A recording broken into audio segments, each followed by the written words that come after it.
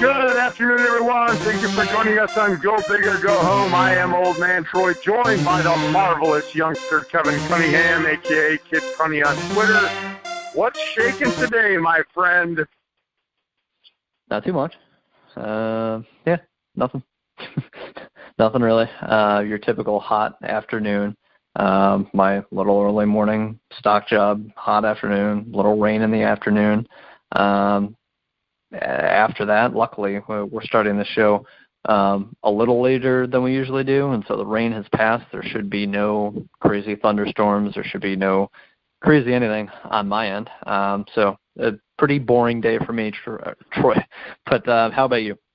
Well, you know, when you say hot now, it's like, you know what, I don't care because I'm living in the same type temperatures as you. Now, yeah. For the listeners out there that thought I had knew I had all this car problems, for the loyal listeners, I don't know if I told everyone I bought a new car, Kevin. You know, my little 2000, I call my putt-putt car. Matchbox car could probably go up the hill faster, but you know how much I drive. I drive a ton. And last week alone, I put on 842 miles on my car. So far, after 2 days of work, I'm at 266. So people can make fun, and even some of my coworkers, because I had a meeting today, they're kind of jabbing me for this 2000 Honda Civic, and the body doesn't look great. It's got some like patches and patchwork done to it. It's still all the same color, but you can tell where it was tried to be repaired. I don't care. I don't care, youngster. My other car, I was spending $120 a week in gas. This car, 50 to 60. Literally cut my gas bill in half. So I don't care. People can jab at me all they want. I don't care. It's not about what I drive. It's about putting money in my pocket. And I've done that. There you go. So my point to this is, though, I was joking with you. I just bought this car like 2 weeks ago. Air conditioner worked fine when I bought it. I've been running it, and now today it needs recharged. It's blowing out like cool air, but not cold air. Yeah. And so I got, if you hear a little background noise, it is because I got to go back to the old way, window down, stopped on the parkway, blah, blah, blah. You know what, youngster? Today's show, literally we could make it be like 2 minutes, but we're not. We're going to add another topic in. So little recruiting news that you found along the way, we're going to talk about that. But then we came up with a kind of an interesting topic, and I think it's relevant to our Big Ten show, and it's about conference affiliation as far as names go. When these coaches go out and recruit, does the name Big Ten really intrigue the player that, hey, we play in the Big Ten, or is it more the school and the coach? I don't know if these conferences nowadays, Kevin, have the same draw, like, ooh, I'm playing in the Big Ten, you know, or I'm playing in the SEC. It could, but I'm not sure if it has the same kind of, what's the word I'm looking for, the same prestige as, ooh, I'm going to play in the Big Ten. And I'll give my thoughts on that here in a little bit, but I'm going to let you get started. Talk about a little bit of recruiting news. I probably won't give too many cents worth after you're done because, again, it's recruiting news. And if it has to do with 2019 signees, you know I'll keep my mouth shut. Take it away. Well, then you may keep your mouth shut. Wisconsin's getting this quarterback, class of 2019. His name's Graham Mertz. Ranked a 4-star quarterback, the number 4 quarterback overall in his class. Some sites will have him higher, some will have him lower. This is the general average. It is the number 4 ranked quarterback in the country, and he's a commit to Wisconsin. He committed in October, but so now, like 8 months later, as his ranking basically keeps skyrocketing, and camps go on for all these, super young, not super young, but still young kids, still have to play their senior year of high school, but so they're going up against other talented quarterbacks who are, 4-star, 5-star prospects, and it's like, hey, a lot of people are saying this kid might be the best of them all. And he's committed to Wisconsin. He's been committed to Wisconsin for a while. My only thing for today's show that I had that outside of our, overarching mega topic here that we'll get to in a bit is that he has reconfirmed his commitment to Wisconsin, and we all know what that means, especially for a, class of 2019 kid where you've got, another year or so until these are actually signed. Okay, I lied. You mentioned a 2019 recruit. I lied. I'm going to interrupt. So Okay. He's reconfirmed that he's going to go to Wisconsin because Wisconsin offered him a scholarship when he was kind of, I don't want to say a nobody, but Wisconsin was probably the best option at that time. So if he's skyrocketing and all of a sudden one of these SEC schools or Pac-10 schools or Pac-12 or Pac-30 or Pac-100, whatever you want to call it these days, comes knocking on the door and says, hey, we want you, it's just a matter of time before this kid decommits, Kevin. It's Wisconsin. I mean, I'm not going to sit here and get all flustered even if he decommits. I'm not even overly excited. We know what quarterbacks, now they've had good ones, decent ones that have been great backups in the NFL, or decent backups, not great, but decent backups. But they're not asked to throw the ball a lot in Wisconsin, and that's not changing under Paul Chryst. So if this kid is as good as advertised, it kind of makes me wonder, why Wisconsin? Why did you pick Wisconsin in the first place? You know what's going to happen when you go there. You're not going to sling it 30 or 40 times a game. So I wanted to throw that in there. Sorry I broke my promise. No, you're fine. Here are some other teams who have literally offered him scholarships. Not teams that are interested, teams that have offered him scholarships. Alabama, Clemson, Georgia, LSU, Miami, Michigan, Notre Dame, Ohio State. I keep going down the list. But I think you get the point. With those schools, he is basically wanted by anyone. I mean, anyone who wants a quarterback that doesn't have, I guess, their guy who's like already a top 5 recruit in that same class as a quarterback who's already committed to a school. I guess those schools wouldn't, but even some schools will take 2 in the same class, and hey, the best kid wins out, whatever. And if you don't win out and you want to sit on the bench for a few years, maybe you'll get your chance, great. If you want to transfer, oh well. But basically, like I said, these are the top schools in the country that have offered him scholarships already. And, he reconfirmed it a few days ago. I'm sticking with Wisconsin. I'm signing with Wisconsin. I don't care what happens the rest of the way. And as Wisconsin is getting these commits, day by day for the class of 2019, which, again, you can throw them out the window if you want, but most of these kids stick. Most of them don't decommit. But, of course, there are guys who will certainly decommit from a year from now. But every time someone commits to Wisconsin, he's on Twitter. He's like, hey, great to have you added to the Wisconsin class 2019. I mean, he seems all over it. And so I guess this sort of maybe pole vaults us into our next and final topic. Well, I want to throw one more thing out here about this kid. Yeah. So the other side of that, because I didn't want to keep talking because I want to let you finish. The other side of that is the schools you mentioned, and for those that always listen to the show know that I coached and how I mentored my recruits. There's going to be somebody better next year. Wisconsin's probably not going to get anybody better. I mean, that's Wisconsin. And I'm not saying that as a jab at Wisconsin, but Alabama. Okay, if he accepts that Alabama, like you said, well, next year they're going to go out and try to get the number 3 quarterback in the country, or the number 2 quarterback or even the number 1 guy.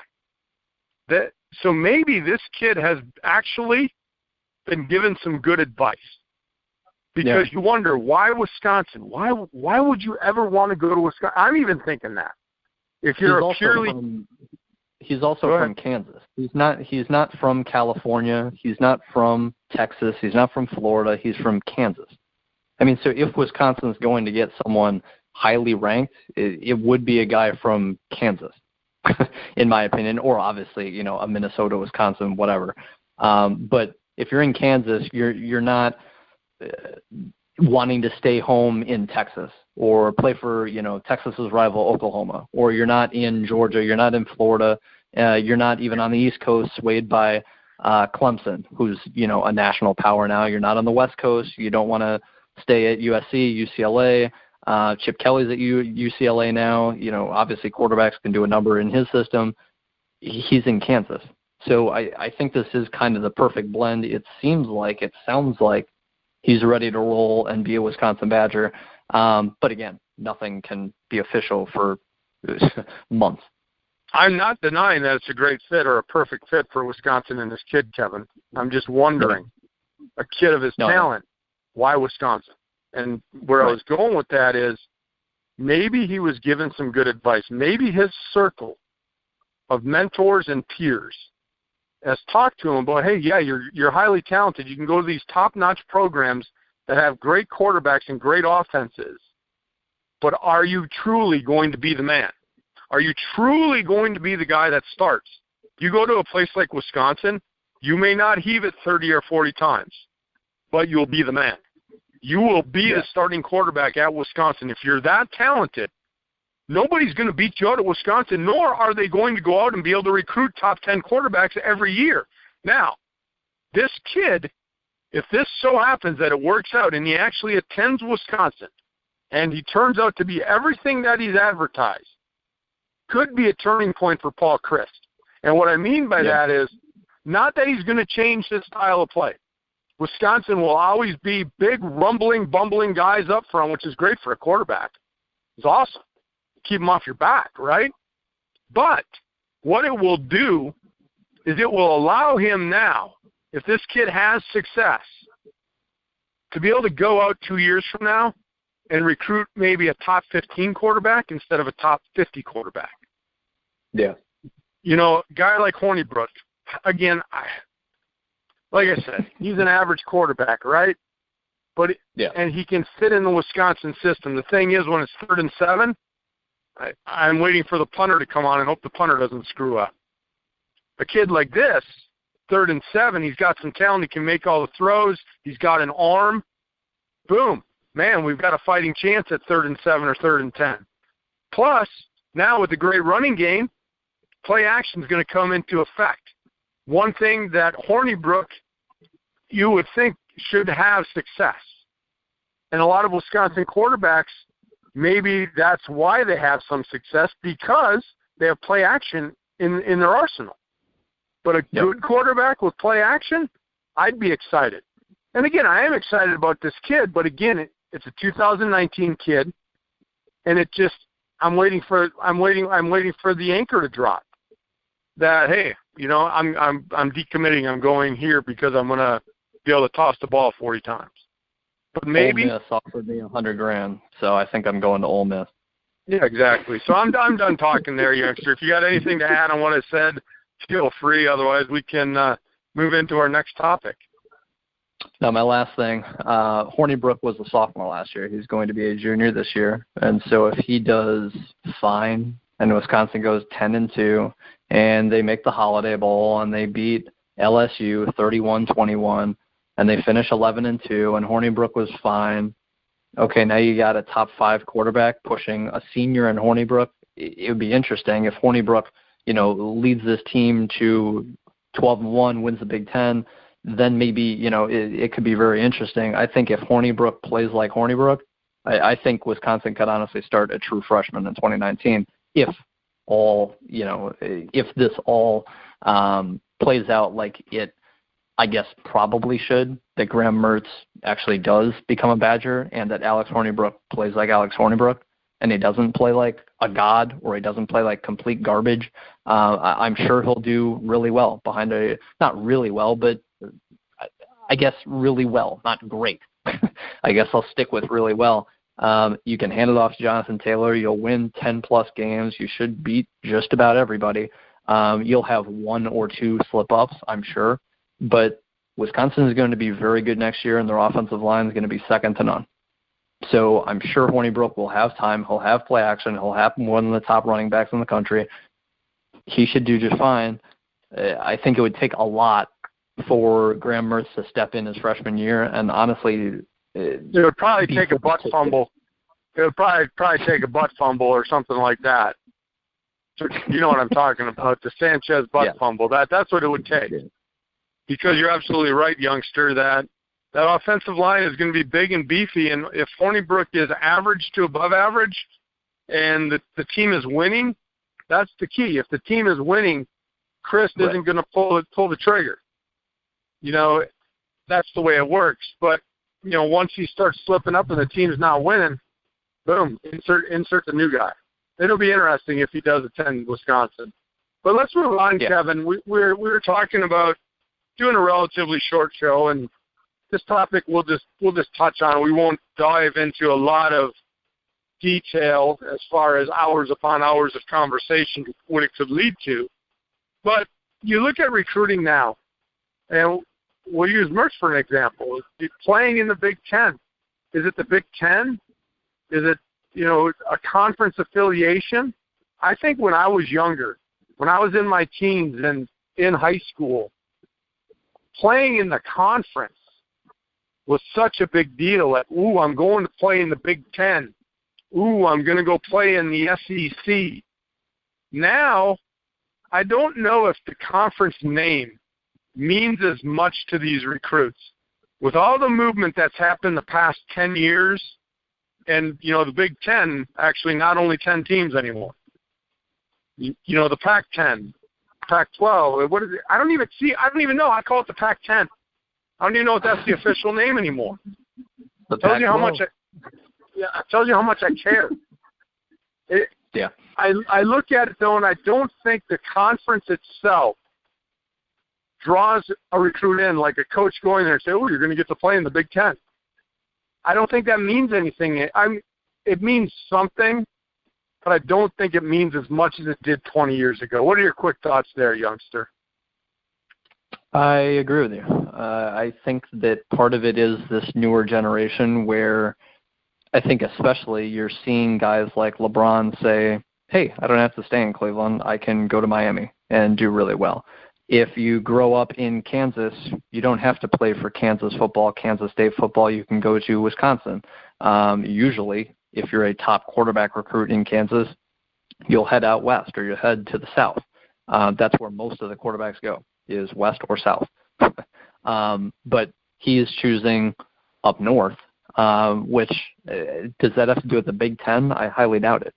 I think the only conference, honestly, maybe if you're one of the top defensive players, I could see not wanting to go to the Big 12 because of how Big 12 defenses are perceived. I think that if you're, I guess, a quarterback in general, you want to play in warmer weather. That has nothing to do with the conference, so to say. I think that if you're, again, a 300-pound lineman and you're one of these run-blocking maulers, maybe you want to go up north and it's a little cooler and it's better for you to play in as opposed to 95-degree heat in October. You can play in 60-degree weather and behind or with a talented running back and with an okay quarterback, and you're built on the running game, and you go to Wisconsin if you're not necessarily the top flight offensive tackle, but usually it goes, to me, it's more by school, and by school, I mean, you can have Michigan, who's got a Rich Rodriguez or a Brady Hoke, and it's like, okay, I'm not going to go to Michigan because they're in the Big Ten. I'm not going to go to Michigan even because they're Michigan, because I can look at the last couple of years and say, wow, they've been bad. It takes a Jim Harbaugh to go there and say, oh, wow, maybe I can be the next Andrew Luck. I'm looking to transfer from Ole Miss. I'm this huge high school recruit, went to Ole Miss for a couple of years. Now where should I go? Hey, look, there's Jim Harbaugh at Michigan. He's turned the program around, not so much that they're, winning 12 games a year, but who does that? Alabama, Clemson, I guess, over the last 5 years. But so I think that more than anything, it's not based on conference, it's based on coach. I think that's honestly the biggest thing, is that if you're a recruit, you're looking for a coach. You're not looking to go to the Big East football. You're not looking even to go to the SEC. It's if you're choosing to go in the SEC because you want to get drafted, and that's kind of what the SEC represents, is, oh my God, you got the most NFL draft prospects. You still want to find the right system and coach to help you get to the NFL. Yeah, I don't think kids are saying I want to go play in the Big Ten. But I think 20 years ago they did. Like, I want to play in the Big Ten. or I want to, play in the SEC. I think that was part of it. Now I think it's more about these coaches. We talked about it, though, a lot of times, and not just football. It's, basketball, too. There's recruiting coordinators out there, Kevin. Heck, I was Division III, and I didn't do all my recruiting. I had other guys recruiting for me. But the head coach is who you're playing for. We saw with Capel going to the University of Pittsburgh in basketball. He was Coach K's top recruiter. You know that, Kevin. You're a Duke fan. He's the guy that went out there. He did all the legwork. He did all the dirty work. He did the grunt work. He rolled up his sleeves. He watched game film. He watched live games. And Coach K went and finalized the deal. Maybe. Not even all the time. I mean, even in Division III, Kevin, I didn't go to every kid's house. I didn't go to every game. My assistant coach said, hey, I found this kid at a tournament. I'm like, okay, go watch him play. And, when we were Division II, I'm like, offer him a partial. If you think he's that good, go ahead. You gave me the scoop. I trust you. Go do it. Yeah, I don't need to be there to do it. So I don't think that the coach all the time needs to be there, but I think a lot of times these kids are going to play in a system and play for a coach. And that's all I got, unless you got anything else about this. No, I really think it's about coach more than anything. I don't think Josh Rosen went to UCLA because it's the Pac-12. I think he grew up, I believe, in or around LA. I'm 99% sure it was in the state of California. But so for whatever reason he chose UCLA, it wasn't because it was the Pac-12. It's because it was closer to home, and it's because he's a quarterback, and because he wants to throw in 70-degree weather year-round. That makes sense to me.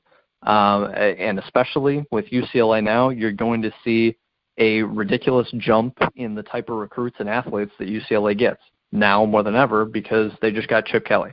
And if Chip Kelly could do what he did at Oregon, I'm sure he can do what he is going to do now at UCLA. It may take a year, but in 2019, I'm sure UCLA will be very good.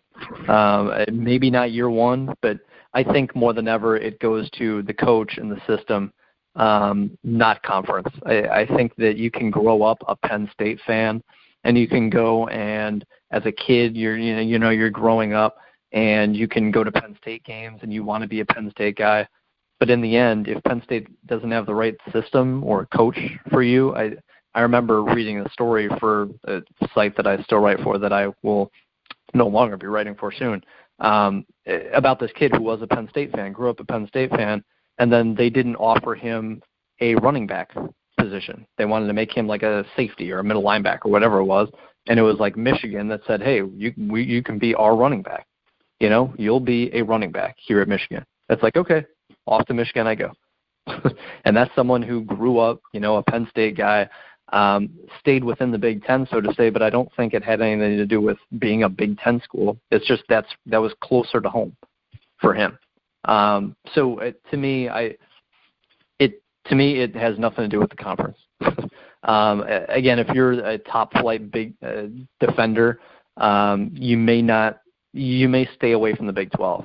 I get that. But there are certain little niches like that. But even still, Texas is going to pull some great defensive recruits. Oklahoma is going to pull some great defensive recruits because of the school they are. But it doesn't have to do with the conference. I think it really has to do with the guy leading the team, because you see Butler in college basketball go to back-to-back title games. Why? Because of the coach, not because of whatever conference they were in. It's a new day, a new age, a new generation, and to me, you talk more with coaches because of technology. Partially, you can go back and forth on social media, let alone texting and letters and recruiting and all that stuff. I just think kids nowadays, recruits, are more in tune with the coaching staff now more than ever. Well, and I think, Kevin, back in my day, conferences had an identity. You look back and you look at Heisman Trophy winners that were running backs, a lot of them from the Big Ten. When I was growing up, that was the Big Ten, and it still kind of is. But now you look at an Ohio State, and you've got a quarterback that's an athletic-type quarterback, right? Can run, can roll the pocket, can do a lot of things with his feet. But back in my day, most schools in the Big Ten had the big burly linemen, the good running games, and good defense. That was the Big Ten identity. Now, there's still schools such as the Badgers, the team I root for, that still has that identity, and it works for them. But Ohio State, I would not call that an Ohio State identity, Kevin. You're an Ohio State fan. They have good offensive linemen. They have good running backs. It changed, Troy. Like, under Jim Tressel, it was run the ball, play great defense. You weren't throwing the ball 35 times. Urban Meyer doesn't want to throw the ball 35 times either, but it's more speed, it's more athleticism, get the ball out to your athletes type of stuff. Run a little option because your quarterback can move. It's solely based on the coach. And Rich Rodriguez at Michigan, that's all he wanted to do was run the ball and, do that whole thing. Jim Harbaugh's differently wants to run the ball. Brady Hoke was different in his system. It just matters to the coach more than ever, I think. Yeah, and it's not the identity of each of these leagues anymore. We talk about the South and, this is where the quarterbacks want to play. But there are teams in the South that like to pound the ball. They like to pound the ball, and they have the means to do it. So it's not like, hey, I'm a great quarterback. I'm going to look at this conference. No. But I think back in the 80s, I think it was a little bit of influence that way. Like, hey, if you're at such and such a position, these are the conferences that'll suit you fine. So look at teams in this conference because it fits what you want to do. I think that's out the window now, and I think that's why we brought the topic up. I'm done. I'm over. I'm out of breath on this topic. What about you, youngster? Yep. It all comes down to the coach and the system that he wants to implement, and if you fit his system, then you'll go play for him no matter what state, what conference, whatever. That's it. I'm done. Sounds good. We'll let the listeners go. Hope you enjoyed the show. From here on out, at least until, football training camp starts, there'll be a couple of weird topics, I think is what we'll call them, Kevin. Weird topics on Go Big or Go Home. Have a good day, everybody. We'll get back at you next week.